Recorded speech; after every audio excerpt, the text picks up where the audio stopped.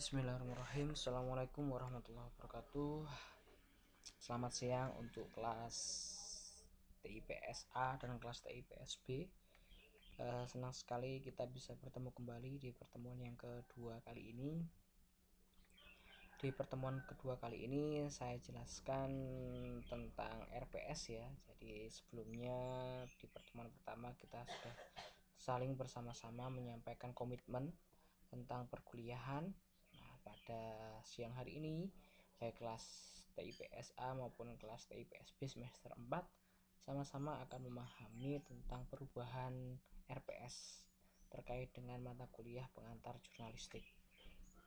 Ya, pengantar jurnalistik kali ini kita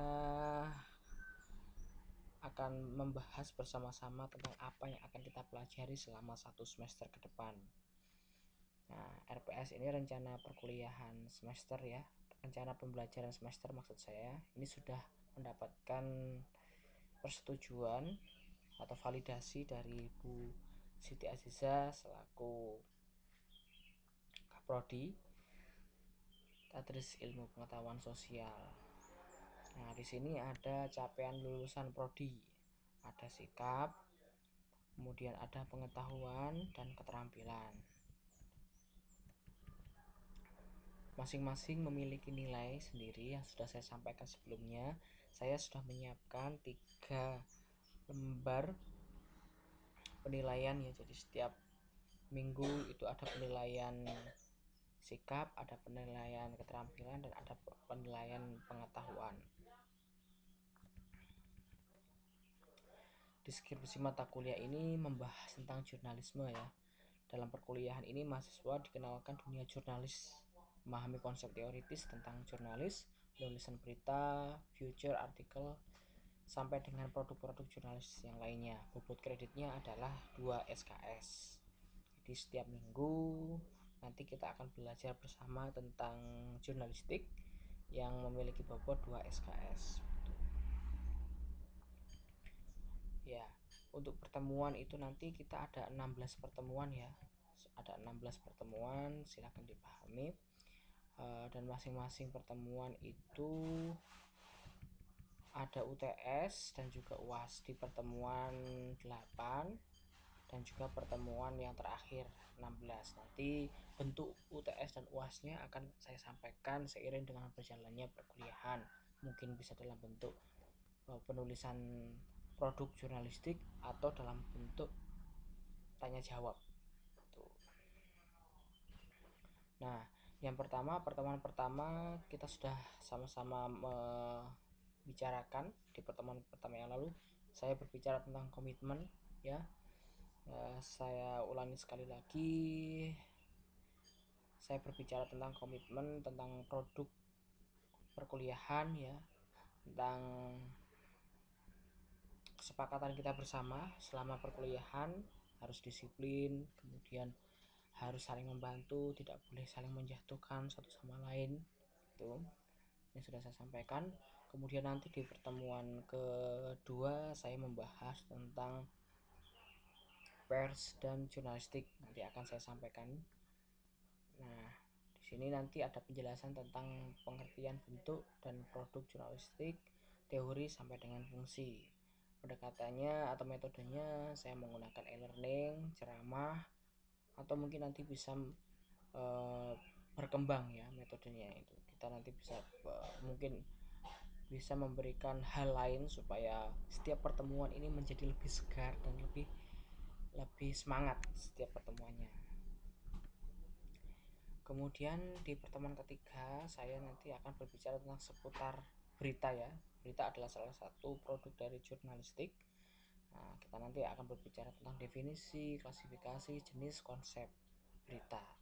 Kemudian di pertemuan yang keempat saya akan berbicara tentang proses menghimpun berita. Jadi cara menentukan penghimpunan berita itu seperti apa, mulai dari penentuan berita, dapur redaksi ya, wilayah peliputan, wartawan sampai menggali berita atau meliput berita. Nah, di sini ada wartawan itu seperti apa, nanti akan lebih detail dijelaskan di pertemuan selanjutnya. Kemudian setelah kita belajar tentang proses penghimpunan berita, kita akan belajar tentang kendala menghimpun berita itu seperti apa. Banyak sekali ya, di sini ada rambu-rambu kode etik, ada hukum dan lain sebagainya. Nah, nanti kita akan bahas. Kemudian pertemuan ke-6 akan membahas tentang wartawan seperti yang sudah saya sampaikan. Wartawan sebagai profesional ya, itu seperti apa. Kemudian yang ke-7 akan membahas tentang teknik menulis dan gaya penulisan berita. Bagaimana teknik-teknik dalam menulis berita dan gaya penulisan seperti apa. Ini ragamnya banyak ya, mulai dari pembuatan alinea pembuka atau lead, kemudian penulis sampai dengan gaya penulisan. Nah, di pertemuan 8 nanti kita akan mengadakan UTS ya. Ini penilaiannya 15%.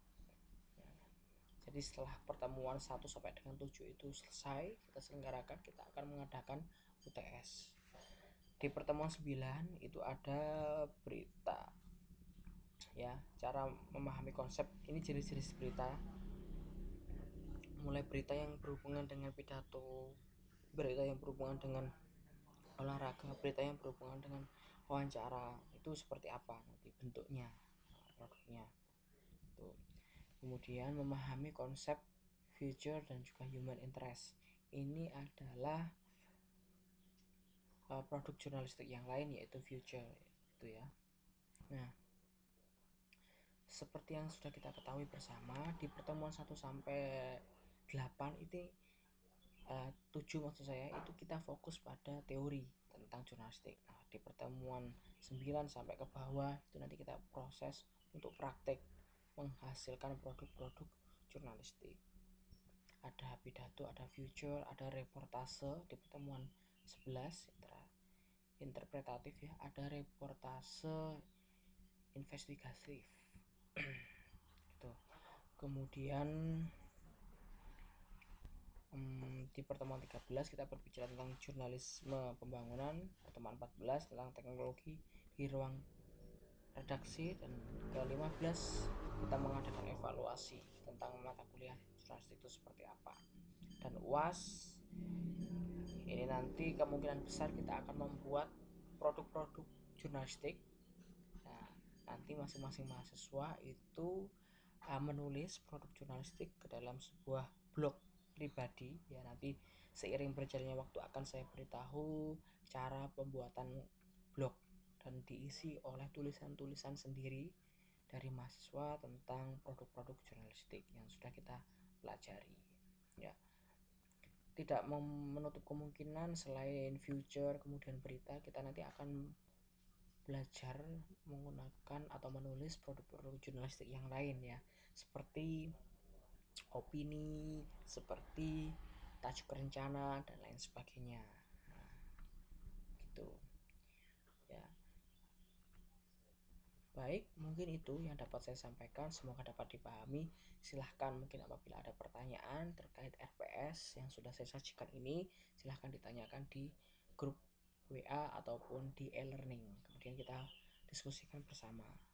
Sekali lagi, kita ada 16 pertemuan, masing-masing pertemuan selalu harus menghasilkan pemahaman tentang jurnalistik itu seperti apa. Tuh. Ya. Mungkin itu yang dapat saya sampaikan terkait dengan RPS. Semoga semua dalam keadaan sehat walafiat, selalu dalam lindungan Allah SWT, dan selalu diberikan kelancaran, keistiqomahan dalam belajar. Gitu ya. Saya tutup. Assalamualaikum warahmatullahi wabarakatuh. Tetap semangat untuk kelas TIPS A dan TIPS B semester 4. Ya, salam ke keluarga. Salam sehat selalu, salam selalu semangat.